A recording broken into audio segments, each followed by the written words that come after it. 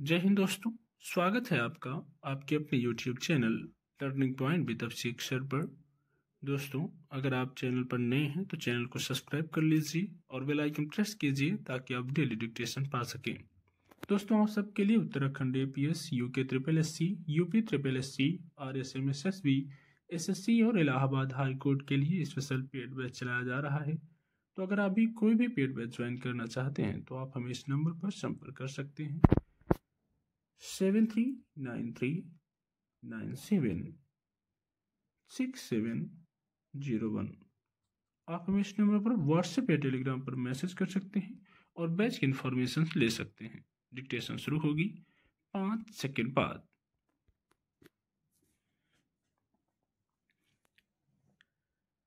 कोलकाता के RG कर अस्पताल में प्रशिक्षु चिकित्सक के साथ बलात्कार और फिर हत्या के मामले में अदालत ने दोषी को आजीवन कारावास की सजा सुनाई है। इससे निश्चय ही पीड़ित परिवार और न्याय की मांग कर रहे लोगों को राहत मिली है। इससे बलात्कार जैसे मामलों में त्वरित सुनवाई और फैसले की उम्मीद भी जगी है। पिछले वर्ष अगस्त में अस्पताल के सम्मेलन कक्ष में प्रशिक्षु डॉक्टर का शव मिला था। जांच में पता चला कि उसके साथ बलात्कार हुआ था। इसे लेकर काफी हंगामा शुरू हो गया। शुरुआती छानबीन में ही आरोपी की पहचान कर ली गई थी। फिर देश भर के डॉक्टर आंदोलन पर उतर आए। अनेक शहरों में नागरिक संगठनों ने भी विरोध जताया था। कोलकाता में चिकित्सक और नागरिक लगातार इस घटना के विरोध में आंदोलन चलाते रहे। तब इस मामले की जांच CBI को सौंप दी गई थी। जांच में तेजी लाई गई और आरोपी के खिलाफ पुख्ता सबूत मिले। उसी आधार पर अदालत ने फैसला सुनाया है। 2 महीने से भी कम समय में सुनवाई पूरी करते हुए अदालत फैसले तक पहुंच गई। इससे जाहिर है कि अगर जांच एजेंसियां तत्परता दिखाएं और अदालतें बलात्कार और हत्या जैसे मामलों में संजीदगी से सुनवाई करें तो न्याय जल्दी मिल सकता है। बलात्कार के मामलों में अक्सर देखा जाता है कि दोष सिद्ध नहीं हो पाता। पीड़िता और उसका परिवार न्याय से वंचित रह जाते हैं। बलात्कार के मामलों में दोष सिद्ध की दर बहुत कम है। इसलिए भी ऐसे अपराध करने वालों का मनोबल तोड़ना कठिन होता है।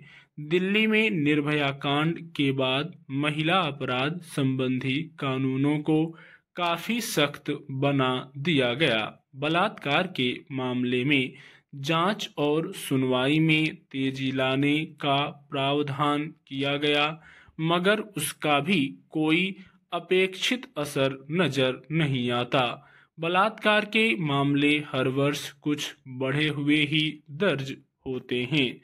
RG कर अस्पताल की घटना को भी वहां के प्रशासन ने प्राथमिक तौर पर दबाने छिपाने का ही प्रयास किया था। अगर वहां के चिकित्सा कर्मियों और जागरूक नागरिकों ने आंदोलन तेज न किया होता तो शायद उस पर भी इतनी जल्दी फैसला न आ पाता। पश्चिम बंगाल सरकार ने उस आंदोलन के दबाव में आकर ही मामले की निष्पक्ष जांच में सहयोग किया।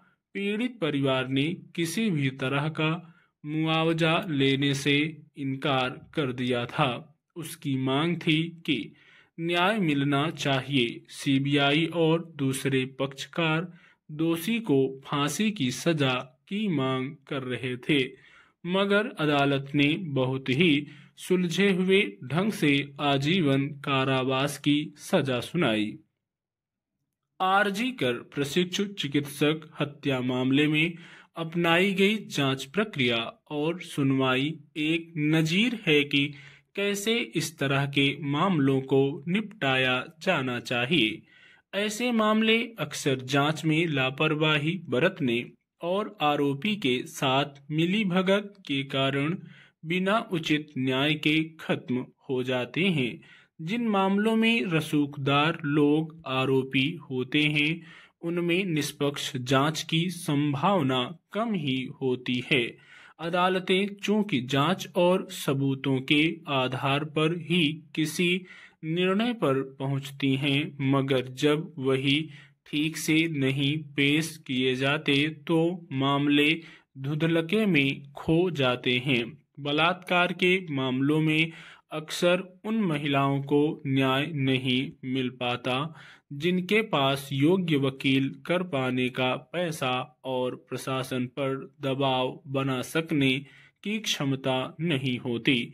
इसमें सरकारों की दृढ़ इच्छा शक्ति का होना भी जरूरी है। स्टॉप।